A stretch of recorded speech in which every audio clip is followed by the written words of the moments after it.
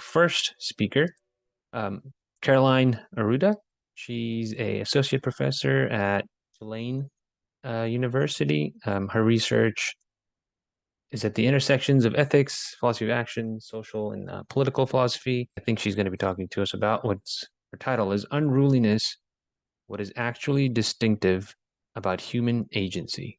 Thanks so much. So thanks, Syed and David, for the invitation. And it's nice to see all of you guys virtually. I think some of you I've met and some of you I haven't. So I look forward to your questions. So I want to say a little bit about the scope of the talk. So, this is sort of synoptic. I'm working on a book called Unruly Agency. And the rough idea is that,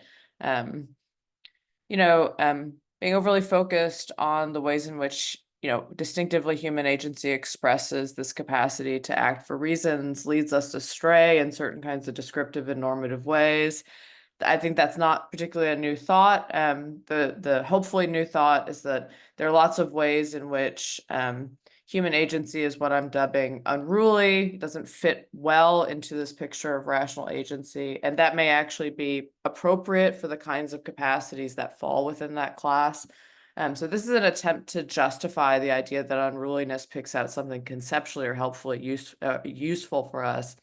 And I should say that although the title suggests that whatever this thing is that unruliness picks out, that's what's distinctive about human agency, what it really should say, and it just doesn't really fit properly on the screen, is that if there's anything distinctive about human agency, it's this thing. It may turn out this is not distinctive, but it's paradigmatically important, and other kinds of entities could express this capacity. So the kind of aim of the talk is to explain what that feature is, whether or not other things have it, and what it means for us to have it would be, within the scope of what I argue, but not something I can lay out in a lot of detail in the talk, but I'm happy to talk about it during the Q&A. You might think that agency, or human agency in particular, is well explained when we figure out whatever its paradigmatic or canonical features are. Here's one. We have this capacity to act for reasons. It seems really important for much of what we do when we exercise our capacity for agency well. It doesn't just help us explain intentional agency, it helps us explain autonomy, it helps us probably explain fancier things that go along with autonomy, like identification, endorsement.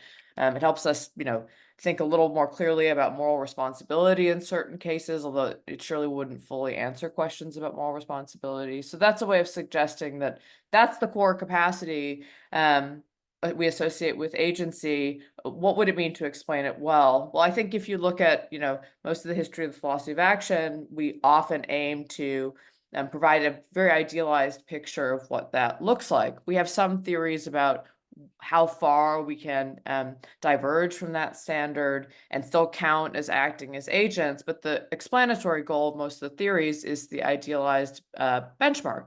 That's not particularly problematic. I mean, we're philosophers. We think that that's conceptually helpful because it picks out the upper bounds of what human agency is going to look like. So this isn't to say that identifying that is unhelpful. It's just to point out what the goals are, and then to ask whether or not those goals are the only ones we want to have descriptively or normatively. So I've suggested in a lot of places, both in my own work and in co-authored work with Danny Povinelli, that this standard is actually not helpful, particularly not helpful for understanding human agency, but also not helpful for understanding the kinds of ways in which other creatures might express forms of agency that are comparatively similar to what we engage in. So it's not well explained because it's easily overly idealized. We often don't meet the standard that the idealized picture picks out. It forces us in sort of unhelpful ways to paint with broad brushstrokes over the ways we can diverge from that standard. And I think that we already acknowledge, if you look at old arguments, particularly in the philosophy of action, that we just don't do this that much. The distinction between motivating and justifying reasons tells us already that a lot of human agency just doesn't fall that close to the idealized standard. And so the question is, what are we losing descriptively? And then also probably what are we losing normatively when we focus on the idealized standard to the exclusion of all this other stuff? Okay, so I don't think that that's particularly controversial. We probably all think that there's some sense in which over-idealization or idealization in general, at the very least descriptively, overly narrow. Lots of ways in which this has payoffs if we accept this basic idea, lowering the standard for understanding the characteristic features of agency or having a more diverse theory about the ways in which agency expresses itself is going to have good descriptive payoffs for us. It probably makes a lot of conceptual sense. Maybe the concept of agency needs to be revised in ways that a focus on an idealized standard won't allow us to do. It probably also has payoffs with regard to expanding the class of things that count as agents and deciding whether or not the same kinds of pictures of agency would apply to different kinds of creatures or entities besides us. But the talk today is really not about that. The talk is an attempt to make a suggestion. So I'm really sketching something. So I'm trying to sketch the beginnings of a stronger claim. Some of the ways in which human agency is distinctive are what I've called unruly. What is unruly supposed to pick out? I mean, it's a fun word, but it's got to pick out something conceptually helpful. I think that there are features of agency that are characteristic of the kind of agency we express, and yet they're not well explained or understood with reference to the paradigmatic features of human agency just mentioned. So pick out one, the capacity to act for reasons, which I've suggested is the paradigmatic feature of human agency. It's not going to help us to understand the unruly features of human agency by appealing to that core capacity. So the puzzle for the talk then is, what is unruliness and what features of agency does it pick out, if it picks out any? So the plan for the talk is sort of threefold. I'm going to provide a working account of the sufficient conditions for a capacity to count as being unruly. And I want to show that capacities are constitutively unruly. They're not just unruly in the ways that they're expressed. So I guess that's an important distinction that I should put out there right at the beginning. So after sketching the sufficient conditions, I'll provide some examples of capacities that I think meet those conditions, though it's not an exhaustive list. Those are meant to be illustrative more than they are meant to dig deep into what those capacities are. Then I want to cover a couple of objections and some implications of the view. Contrary maybe to our best philosophical theories, I think actual human agency is pretty disorganized, and it gets expressed in kind of poor ways a lot of the time, at least relative to the ideal. I don't mean that in a judgmental way. Disorganized and poor doesn't have to be a bad thing, as the list I'm about to go through will show. But one way of getting at this is just to say that human agency is actually pretty messy, and it can be messy in a couple of different kinds of ways. So here are some, putatively bad ways in which human agency is messy. We act poorly, within moral and non-moral ways, and we sometimes do that knowingly. We can feel alienated from ourselves. That seems bad. That may not be something that we intend to do, but we often don't do anything when we're confronted with that. We fail to identify with what we do. That's certainly something over which we have control, or at least we can make revisions to how we act so that our actions conform more clearly with what matters to us. We struggle in all kinds of ways over which we have a fair amount of control. I think, philosophers of action don't like this description, but I think we actually do things for no reason at all quite frequently. This looks, extremely messy from a philosophical standpoint, because the question is, how are we doing anything if we do things for no reason at all? But at the very least, psychologically, we seem to be able to explain our own actions in these ways. Whatever the right philosophical description is of these cases, they look pretty messy. They don't look like they're nice expressions of human agency at all. They don't look like they're great ways in which we do the thing that we seem to think we're pretty good at doing, which is making our actions our own. I think many cases of weakness of will belong in whatever I'm calling the bad messiness. I don't think all cases of weakness of will fall there, and I'll say a little bit about that in a minute. Here's some kind of not so bad messiness. Maybe it's medium grade or something. It's not at all clear it's a great thing, but it's not as bad as some of the things that I just mentioned. I think we could be half-hearted with regard to our own actions and ways of living. We can't really give reasons for why we don't prefer some better way, but we're kind of stuck in the ways we live or the things that we value, or, we just kind of go with the flow. These are all ways in which we fail to think of our actions as our own. They're not that bad. We're not alienated from what we're doing. We don't think we're doing it particularly morally or a morally bad thing. But these are ways in which we're not, throwing our full weight, maybe in the Frankfurtian sense, behind what we do. That's messy in the sense that we don't have exactly the right relationship with our actions, but we're also not failing to identify with or engage with the actions that we're doing, full stop. So it doesn't look great, but it doesn't look particularly horrible. Here are some things that I think are messy, but they seem pretty great, actually. So we aspire to ends that are unsupported by reasons, but they're not ruled out by the balance of reasons. Personal projects and things that matter to us in the subjective sense of well-being might fall in this class. We can strengthen the reasons we have to pursue ends just because they're our own. So here a nice case is the case of personal projects.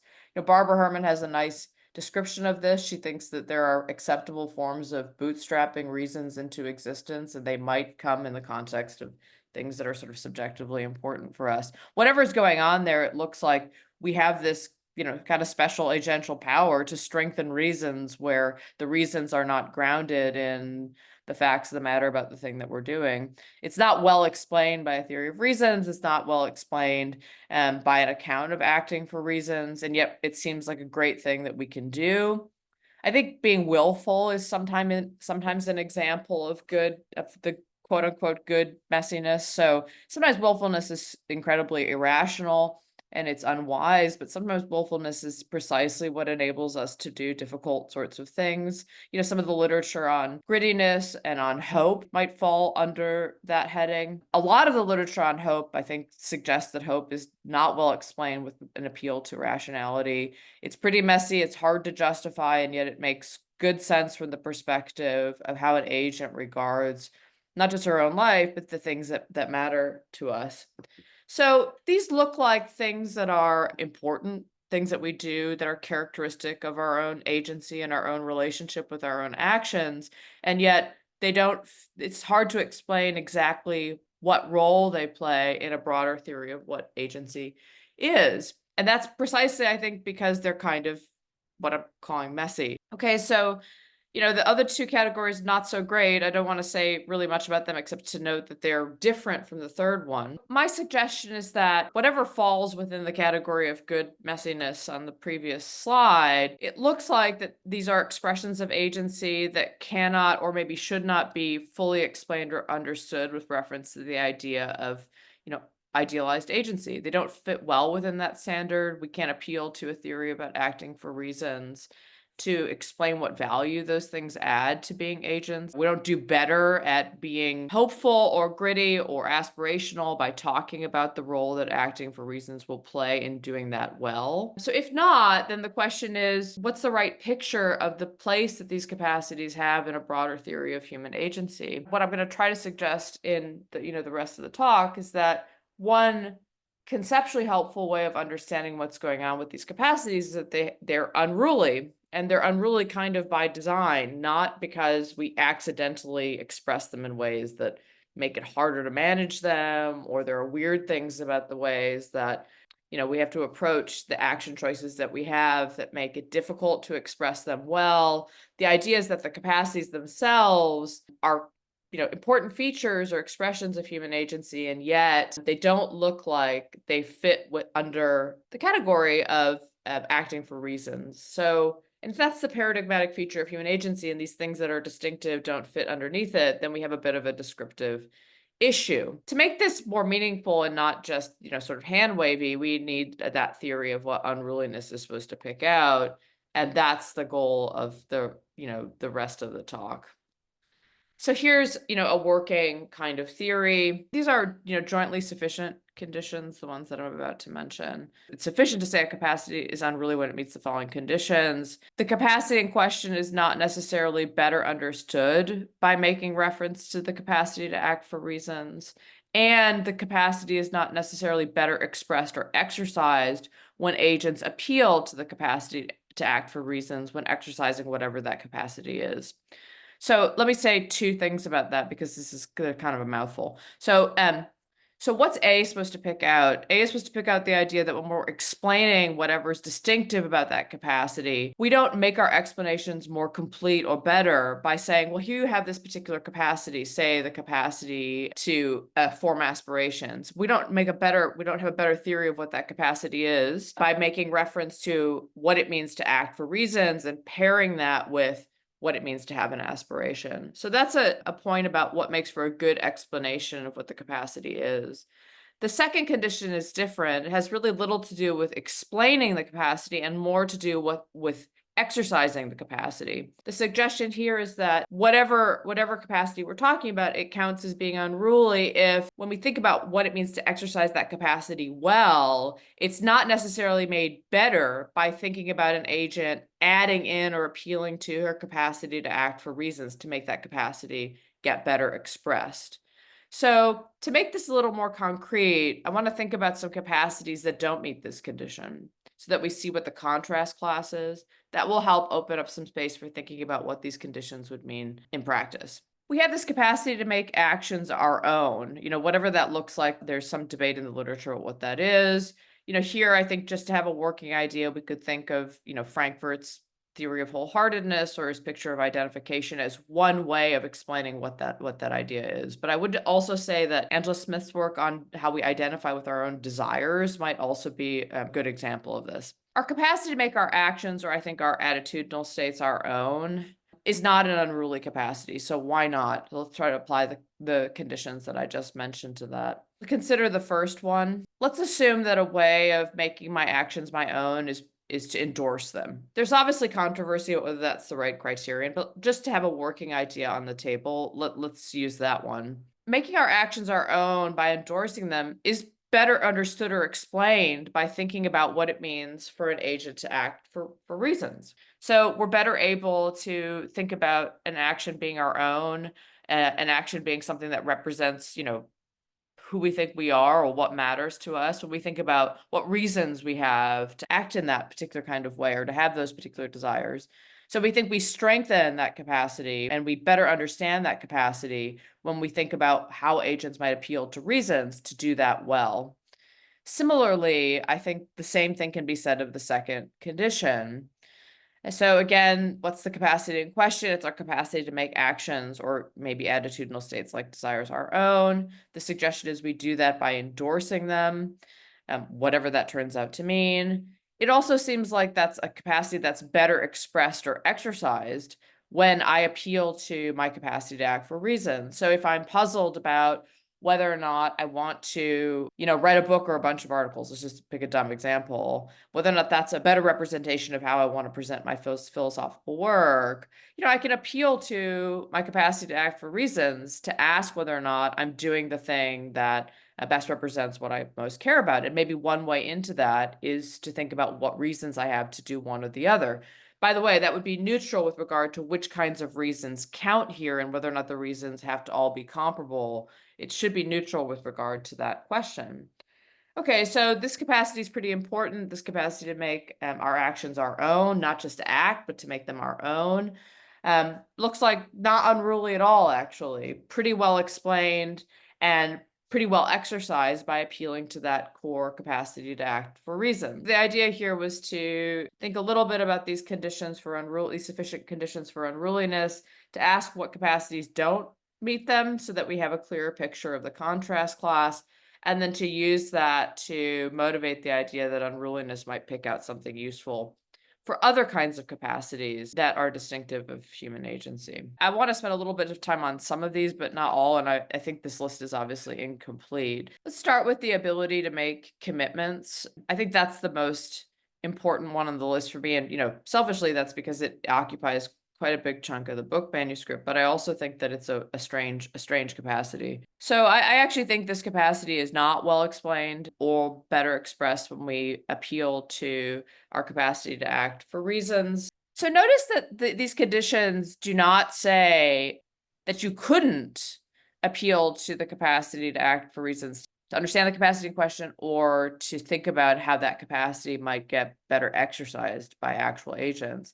It just is that it doesn't necessarily improve it, okay? That's important because I'm not suggesting that a good theory of acting for reasons will have nothing to say about these capacities. I'm just suggesting that it's not the case that in every way of understanding this capacity, appealing to our ability to act for reasons is always going to do this extra good work with regard to understanding these features of agency.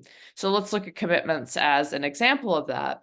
Since there's a lot of literature on commitments, I happen to think there are very few standalone theories of what commitments are, and at least, there's a spoiler alert that part of the book is an attempt to provide that theory. A lot of people think that commitments are responsive to reasons, that they play a central role in our ability to, engage in actions over time and these sorts of things. I'm not necessarily thinking about those kinds of cases when I mention the ability to make commitments here on this slide. I'm thinking more about cases where we do things like we make commitments to a person in our lives, or we make commitments to the kinds of things, kinds of projects that we care about. So there are all kinds of reasons to think that those capacities are made better sometimes when we think about our capacity to act for reasons. So, if I decide to be the kind of person who commits themselves to being a jerk, that's a case where appealing to my capacity to act for reasons is going to help me understand why I don't have good reasons to actually do that. But when we think about our interest in the personal projects that we pursue, the things that have sort of subjective value for us, it's not at all clear to me that thinking about my capacity to act for reasons when I pick out ends that I want to pursue, that those are necessarily made better by thinking about how I might use my capacity to act for reasons to do that. So I'll give an example. Here's a personal project that I like. I ride horses. It's a totally irrational, insane thing to do, and you get hurt a lot, and they hurt you and they bite you and they do weird things. My horse choked yesterday in a way that was totally biologically unique to me. They choke in ways that we don't choke, it turns out. So there's lots of things about that are weird and don't make a lot of sense. I have a deep commitment to doing that and to the horse and the horse's well-being, and I enjoy it. Nothing weird about that particular idea. But what's interesting is trying to figure out how I would explain or justify the commitment I'm making to that project. Because there are all kinds of ways that we think we might justify that. I'm less interested in whether or not we can do that today, and more interested in the question of what it might mean to think about our capacity to do that when we're acting as agents.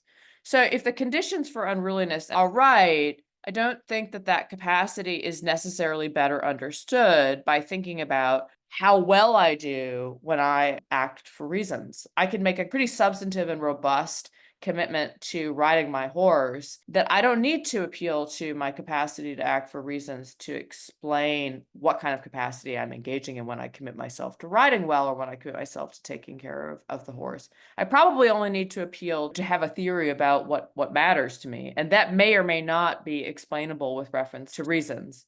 I think it's also probably true, and this is maybe a little more controversial, that the capacity to make commitments is not necessarily better expressed or exercised when I think about my capacity to act for reasons. So that sounds a little weird, right? Because you might think, well, hey, when I'm wondering whether or not I should go make sure my horse is fed, or have a lazy morning with a lot of coffee and like reading the newspaper, scrolling social media, or whatever it is people do on Saturday mornings, the way that I figure out why I should go make sure the horse is fed is I appeal to the reasons I have to care about the horse's well-being.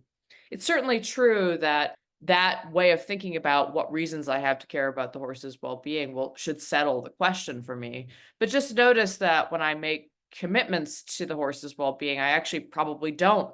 I can. I don't necessarily need to appeal to those extra reasons to figure things out. I could just point to the fact that I've made a commitment to the horse as a way into thinking about why I ought to go and make sure he's fed, as opposed to being lazy on a Saturday morning. So that's just a way of pointing out that capacity is not necessarily better expressed by thinking about my ability to act for reasons. It might help in certain sorts of cases, but I need not appeal to it to engage in exercising that capacity in distinctive ways. Okay, so I think commitments are an example of that. I think you can say the same thing about personal projects. So personal projects are particularly unusual because those are Those are the kinds of things we sometimes give reasons for why we like one thing over another, but it would be a little weird for someone to say to me, "Hey, you used to like ice skating when you were a kid. Why don't you just forget the horse and ice skate instead?" We don't think that that's a particularly natural way of thinking about which personal projects we should adopt. So that's not a surprise, not particularly weird to think personal projects themselves are not the kinds of things that we need to appeal to reasons to settle. But what I'm suggesting in today's, brief talk is that the capacity to take on personal projects is not necessarily better understood by appealing to my ability to act for reasons, nor is it better expressed when I think about that particular ability. Here are some other examples of the ways in which capacities could be unruly in terms of the sufficient conditions that I had on the previous set of slides. So the capacity to take on personal projects is an example. Sometimes we find ourselves in positions where we want to change ourselves to meet certain kinds of shared goals we have with other people, but where the changes required are not favored by the balance of reasons. So here's a case, you have a friend, you really hope that you could be more open-minded with her because you care about her, and maybe she's articulated to you that that would matter a lot to her, but you really don't endorse the ways that she leads her life. This is an odd, morally speaking, of course, an odd kind of case, but from the perspective of thinking about our agency, we might actually aim to make these changes in the ways that we act. And we might do that in ways that really, are not responsive to reasons at all. And we might think that there are goals that we have that override the way reasons might tell a story about what we should do there. I also think we can do this well without thinking about whether or not we're acting for reasons at all. So I think that the literature on creativity, which is extremely interesting, is another example of this, although I think lots of people are going to suggest that creativity is probably better done when it's more well integrated with this capacity to act for reasons. But a lot of creativity is really surprising and weird, and artists will tell you that they have no idea what they're doing until they come upon something interesting. I think that's a capacity that involves our agency. It's probably not well explained, not necessarily well explained by appealing to our capacity to act for reasons. And it's probably also not necessarily well exercised by thinking about appealing to our capacity to act for reasons when doing it. This one is going to be a little bit controversial. I think our capacity to probably be interested in being authentic or being sincere in any one instance of action is also a case of an unruly capacity. It's really hard to explain what we're doing when we're interested in those things. I also don't see why I'm exercising my capacity to act for reasons when I do those sorts of things. That doesn't mean that I can't have reasons to want to be authentic or sincere. That's certainly true. But I don't think that I'm necessarily exercising my capacity to act for reasons when I aim at authenticity or sincerity. I want to talk a little bit about the obvious implications of the really synoptic sketch that I've given. If I'm right that certain capacities that we associate with, human agency are unruly, then in the ways I've suggested we should understand unruliness, then I think there are a couple of things that we can say. I think the argument suggests, but certainly does not entail, that determining whether other entities or creatures are agents in the ways we are. By the way, assuming that that's an important standard, and in other places I've suggested that's not always helpful, it might turn out that figuring out whether or not other creatures or entities do some of the stuff that we do within the context of being agents won't depend entirely on whether or not they're good at displaying the rational capacities that we have when they act. It might turn on determining whether or not they display some of these other kinds of capacities. And obviously there's some literature on whether or not we think, AI can be creative. That's a nice example of a place where if I'm right that creativity belongs on this list, then that would probably be a nice place to start for that particular question. Non-human animals and agency would be a little more complicated. I've suggested in other places in co-authored work that non-human animals display their own sort of, biologically specific kinds of agency. So nothing about the argument here should rule that out. But if we're interested in using features of our expressions of agency as the standard, then if what I've argued today is correct, then it's probably helpful to ask whether or not unruly features of agency, insofar as they're important for what it means for us to be agents, can be expressed by other creatures or entities. Okay, so I want to flag one really important objection, and I think it's so big that I've left it as the sole objection on the slide, although clearly there's lots of things, lots of questions one could raise about the argument I've given. I've suggested that the capacities themselves are unruly, right? So I gave, a set of sufficient conditions for unruliness. I've suggested some capacities that I think meet those conditions. But you might think actually that the capacities are not unruly at all. Rather, the source of unruliness comes from whatever ways the world is weird, where we exercise our agency. So if forming aspirations would be an example of an unruly capacity, it's only unruly because, we lack certain kinds of information, we lack control over the domains within which we act in important kinds of ways. It's important or it's incentivized to set high goals for ourselves when we're in certain kinds of, use a phrase Jen Morton uses, certain kinds of ecological conditions, but not necessarily for all practical deliberators will that make a lot of sense. And so that's a way of suggesting unruliness doesn't come from agency at all. It just comes from the context within which agency might express itself.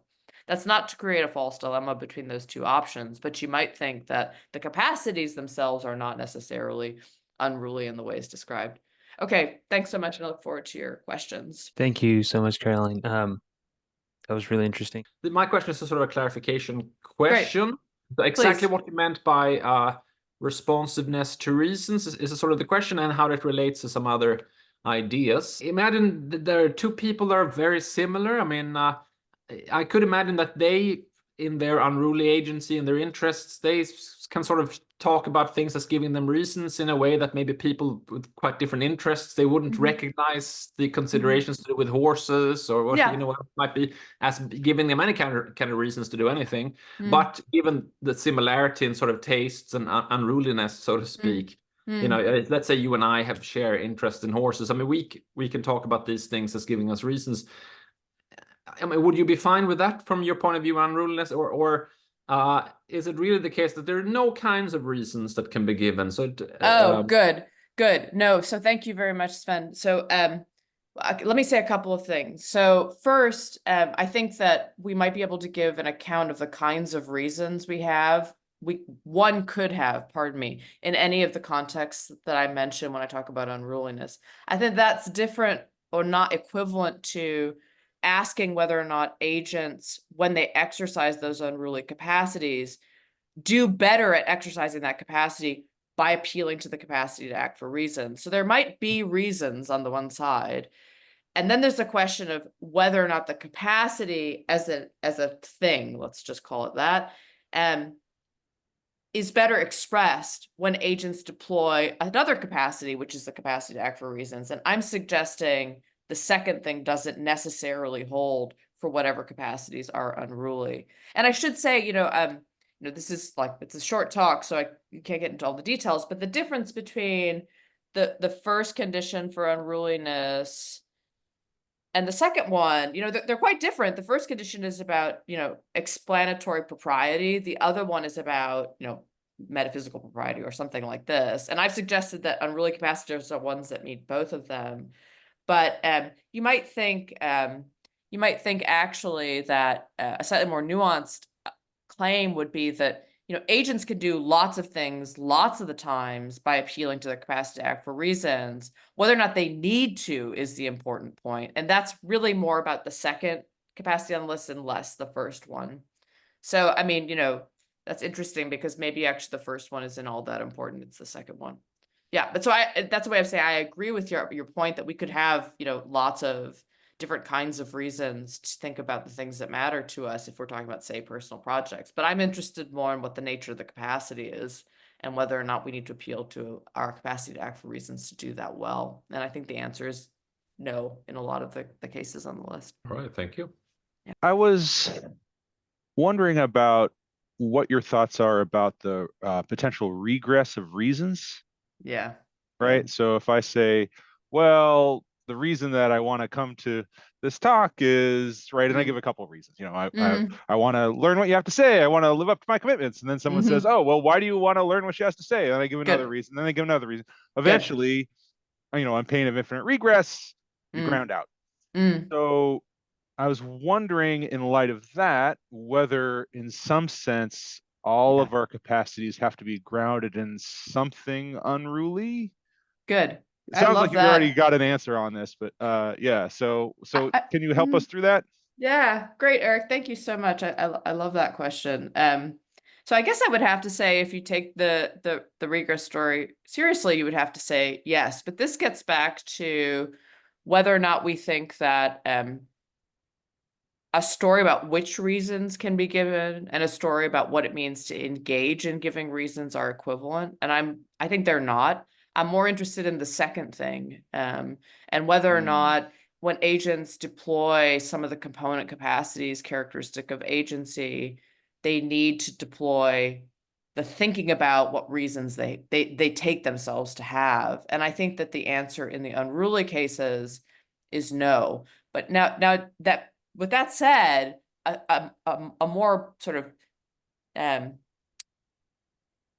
demanding claim would be to say, and that shows us something about the actual status of reason giving for exercises of agency more broadly. And a lot of it's super unruly, and maybe, the philosopher of action's obsession with acting for reasons is misplaced, because those capacities just can't involve reasons in the way we want. And that should inform the story about how agents take themselves to be exercising that capacity more than it does. I think that would be a way of linking the two things I've suggested are conceptually distinct. But if everything turns out to be unruly, maybe I'm going to be happier than I thought.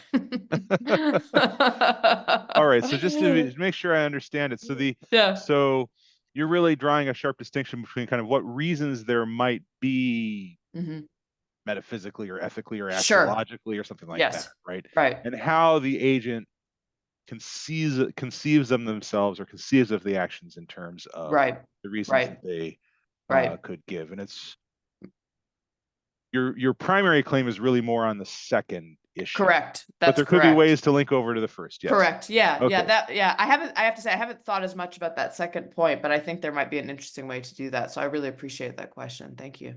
Okay, great. Thanks. Thanks. Okay, thanks a lot for the talk. I'm really sympathetic with looking at stuff we do with no reasons at all. Good. But I'm a little bit skeptical if we sort of take your definition of the unruliness, whether we end up at a point where we have to say that all kinds of behavior, which is not action, is also an example of unruly action. Oh, okay. And then so maybe you can give me just a nice example of a behavior where you could show me this is not an unruly action. I mean, so thanks for that, Anna. I really appreciate that. So let me make sure that I understand the worry. So the worry is something like this. We want our theories of agency to distinguish actions from non-actions.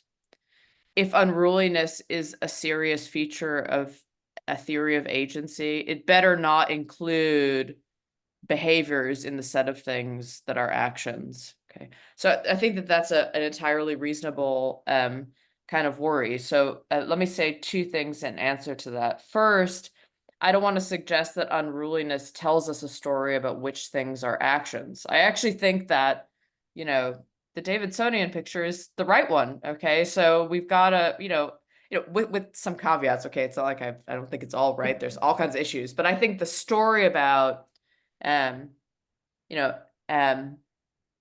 intentional action being linked with the agent's, account of her own reasons for what she does, I think that's the right place to start. Why don't we let me say something kind of neutral, and if that helps, gives us some rough parameters for distinguishing actions from non-actions, I think that's a good place to start. The question is, does the theory about unruly capacities undermine that? I don't think that actually it does, because the idea is only that there are ways in which we exercise our agency where the capacities we express don't get better, let's put it that way, either explanatorily, don't necessarily get better, either explanatorily or, metaphysically, by appealing to that core capacity that we talked about before, acting for reasons. So then I think the worry becomes, are there things that are going on when we act in an unruly way that look more like behaviors and not like actions? So would it be something like, I mean, actually, a nice example of this might be the creativity example. So we do all kinds of things that we're like, oh wow, whoops, that, you know, you're editing a photo or something, or you're painting or what, something artistic. Oh wow, I'm surprised that turned out the way it did. I didn't really mean for that to turn out that way. It was accidental, but now I like the result, so I'll keep editing the photo in this way, or I'll keep painting the painting in this way, or whatever it's going to be. And that would be an example where at the very least, it doesn't look like we have the relevant kind of control over what we're doing for it to be ours. So does an account of unruliness force us to say that it would be? Well, no, for I think for two reasons. One, unruliness doesn't give us a story about the sufficient conditions for intentional action. And two, unruliness is only about the agent's relationship with what she does. So what's the interesting thing about creativity? It doesn't look like it's the kind of thing that we have to have planned in advance. In fact, it doesn't seem like, if you talk to artists, they do particularly well when they plan out their creativity. But when I retrospectively look back, when I'm editing the photo, or pick your favorite creative endeavor, and I say, oh, well, that sort of turned out in an interesting way. Well, what am I doing? I'm reclaiming something that I didn't really intend to do as my own in some important kinds of ways. I don't really give reasons for it. I don't do better at reclaiming that when I do appeal to my capacity to act for reasons. And so I don't think there's actually a problem with regard to including non-actions in the class of actions if you take unruliness seriously. But maybe if you had an example in mind that you were particularly worried about, that we could go through it. Yeah, so what made me start thinking is that I have the experience thinking about Davidson, that we do a lot of post hoc inventing We reasons do. It's an just awesome to capacity that we have. to fulfill the theory.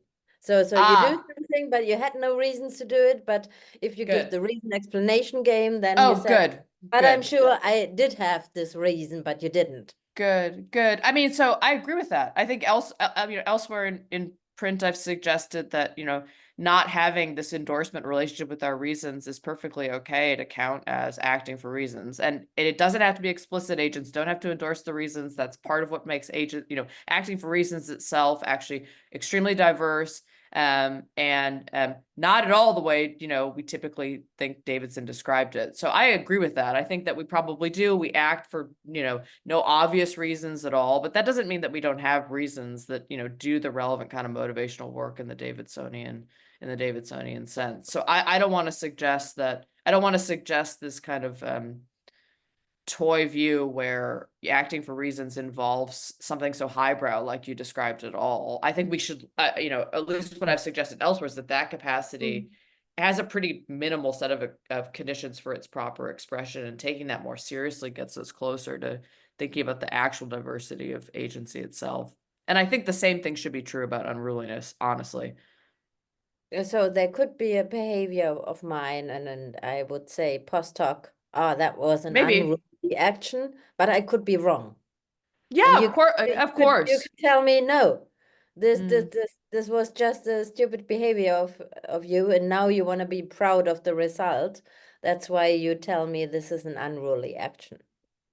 Maybe. I mean, I guess what I'll say is that I don't think I've shown actions are unruly. I've shown capacities are unruly. So, so I guess that would be the way around that. But that's very interesting. Okay, so because one thing that I hadn't paid as much attention to until you mentioned it is the temporal dimension. So these capacities might be unruly in different kinds of ways at various points in the way they're exercised over time. And frankly, it's a little bit odd to think unruliness is something we exercise. So the question is whether or not in the exercise of the capacity, we're doing a thing that happens to have the characteristic of unruliness. We have the property of unruliness with regard to relating to what we do, or the capacity itself is sort of constitutively unruly. I think these are three not mutually equivalent options. All of them might be true. I have not shown all three of those in this brief talk, certainly. But I think one way of describing the bigger aims of the larger project is that the capacities themselves are unruly and their expressions are unruly. I don't know if we are or our actions are. No. Okay, thank you. Thank you so much. So there is a question by Clint, but Clint, I'm not skipping you because I have a small question. Sure. So part of this conference or workshop is about AI. So I'm gonna try Good. to bring this Please, in, see if it works. Please. So if you're saying it's a sufficient condition for agency to not have to have reasons, or you don't have to have reasons for capacities, like if you have a capacity but you don't have to have reasons for the capacity, and if you have the capacity, it means you're an agent. Does that qualify? I don't want to make that last claim necessarily, but okay, yeah, go ahead. Yeah. Okay, then I don't know if this question works, but I'll ask Go it for anyway. it. Go for it. So would all AI that let's say that in the literature, people who say like, no, you have to have reasons for agency. Let's say that AI doesn't have any reasons for doing anything. They have capacity to talk or have conversations. Does that by itself make them, is that sufficient to say that yes, they are agents like we are? Yeah, great. Good. So I think the answer is probably should be no. So if what I've argued is right, it just shows that when we think about what it means for other entities or creatures to be agents, and we use ourselves as the standard, the second point is important. I'm not actually always sure that's appropriate, and I've tried to suggest that elsewhere in print, but let's just assume that it is appropriate. Then the question is, what does it mean to apply that standard for thinking about what other things would be agents? If what I've argued is correct, then it suggests that, hey, rationality and acting for reasons is a super important, maybe even a probably mostly paradigmatic feature of human agency. But if these other things are also important features of human agency and they're not well explained with reference to that core capacity, then the question is whether or not we want other entities to also express this other stuff. That could either set the bar extremely high, depending on what you think that combination of capacities looks like, or it could set the bar extremely low. My sense is that it might actually set the bar extremely high, because now you've got, the paradigmatic stuff about acting for reasons, which I think is still important. I just don't think it's essential in all the ways that philosophers sometimes want to say it is. Plus this other distinctive stuff that looks like it makes the bar more demanding, not less demanding. But again, if you think that we're not the standard, that we don't necessarily need to be the standard, then that may not necessarily be helpful one way or the other. Okay. Yeah. I have a follow-up, but I'm going to go ask Clint's question. Clint asks, if unruliness is distinctive of human agency, what is human agency being distinguished from? No, I love that question. Great. Good. So, I remember I suggested that the longer, sort of less elegant title is, if there's anything distinctive about human agency, here's a thing that might be distinctive, the unruliness. So let's assume it is distinctive, and let's address Clint's question. What is it, being distinguished from? Well, you might think that other, entities or creatures in the world don't display this particular kind of set of capacities in the ways that we do. And that might be because the capacities are complicated, or it might be that there are certain environmental conditions or, ways in which we lead our lives that contingently, incentivize the development of these capacities. What the right story is about why these capacities are there, I don't know. But then the question would be whether or not other creatures have them or need them. So, I think creativity is a nice example because, for example, people like to suggest that non-human primates engage in all kinds of creative behaviors. I think that that's probably true, depending on what you think creativity picks out. And so I don't necessarily know that unruliness distinguishes us much from anything. It sort of depends on whether or not we think that unruliness is unique to what we are, or is, something that comes out because of certain kinds of environmental pressures on the way we express our agency. And if the answer is it's the second thing, then we would just need to ask whether other creatures have similar or functionally similar kinds of environmental pressures that require them to develop functionally similarly unruly capacities. I'm wondering what is the sort of the conditions you as an entity have to be able to fulfill to be able to have an unruly capacity. And maybe question, but Mm. maybe we should pose something like only entities who can follow rules can also have unruly capacities. Let me throw something out there as a possibility. So you might think, well, it probably depends on which capacity you're going to look at on the list. I mean, and these are just suggestions. The list could get bigger or shorter depending on how we want to spell things out. But you might think that part of what makes us particularly unruly is the fact that, you know, we can take ourselves as the objects of thought, so we can worry about what kinds of agents we are. I mean, this is, you know, part of what I try to suggest in the monograph, at least, that the real object of much of agency is thinking about the kinds of agents we are in and through time and the characteristics we have. So it might be that having that capacity is part of what makes these particular unruly capacities important for us. Okay. But you might think that there are simpler things about us or other creatures that make us unruly. So maybe it's just the capacity to have desires. We could start with that, right? So the work on identifying or not identifying with your desires is pretty interesting in this regard, because it doesn't look like we have all that much control over which desires we have, but we can decide which ones we want to endorse. We can think about which ones matter to us. We can throw our weight behind some of the others. Sometimes that's successful, sometimes it's not. You might think that's a very basic starting point from which, you know, a lot of unruliness with regard to agency emerges, but that's also not unique to desires, right? So the ability to act for motivating reasons might also be another point we might start with. We don't always like the reasons we have, okay, for doing things, and maybe that's another way in which we get into some of the unruliness that we see on the screen. So this is really hard. I also think that there might not be reasons internal to us that make us prone to unruliness. So, you know, some of the work on, you know, the ways in which we're socially interconnected with others might bring some of this kind of thing out. Okay. And not all of it really has to do with the features of agency that enable us to be unruly, or the features about us that enable us to be unruly.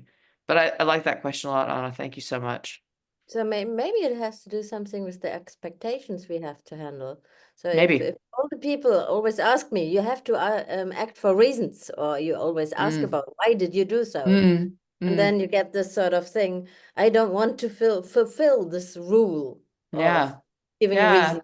Yeah. And then you just sort of get unruly in a provocative way. Good. I mean, I like that a lot, but I also think that sometimes unruliness isn't reactive in the way that you describe. Sometimes it's structurally required. So it might be that some of the things on the list actually really we do better at them when we let them be somewhat unruly. I think personal projects are often like that. When we try to give a bigger story about the reasons for our personal projects, they become somehow less important to us in a way that I have yet to be able to explain. But it seems to be true for a lot of those projects. Not all of them, but surely some of them. Thank you. Thank you so much. Right before Eric, I'm just going to quickly read his comment. They think unruliness is not an intrinsic property of agency. Rather, it is a failure to recognize and properly manipulate the control systems inherent in all complex entities. Unruly at the level of an individual could make perfect sense when considered within the large network of social and environmental influences acting. So it's just a comment, but yeah. Yeah, maybe. I guess that, you know, one of the outputs of the argument should be that the ways in which we're talking about control are maybe not always as helpful as we think, right? So if we want to connect control with our relationship with our own actions in some minimal way, then fine. But if we want to think about control as a way of rationally organizing our own agency, the suggestion of the argument is that that's probably not something that's particularly helpful, but B, it may just not be fitting with regard to the ways that we exercise our agency, perhaps surprisingly. I wanted to ask about creativity. Yeah, great, good. Partly in your response to Anna and partly connected with your response to me. Now, when we try to understand what makes, say, a work of art great, a lot of times we are saying, well, here are the reasons. Here's what the artist is trying to do. The artist might have very little self-knowledge of that. They usually have none. If you talk to them, they have no idea. You know, they're like, "What?"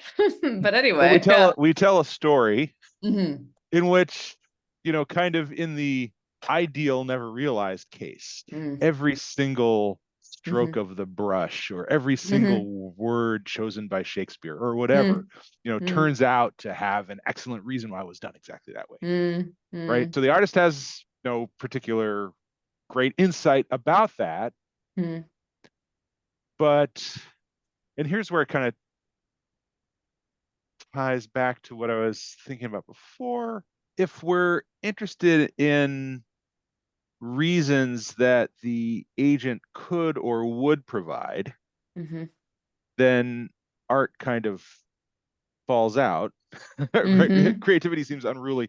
But then so much of what we do is unruly. Like, why do I vote for this particular person? Why am I a philosopher? You know, it's just like there's so little self-knowledge, right? So but if we then have a kind of a more lax standard and say, well, look, you know, we're not talking about objective reasons out in the world. We're talking about something that you could potentially resonate with, right? So if you were to talk to Shakespeare and then offer your great theory about why this word works better, you know, Shakespeare would say, yeah, maybe that is kind of what was, it would resonate, right? So I'm wondering whether there's a kind of,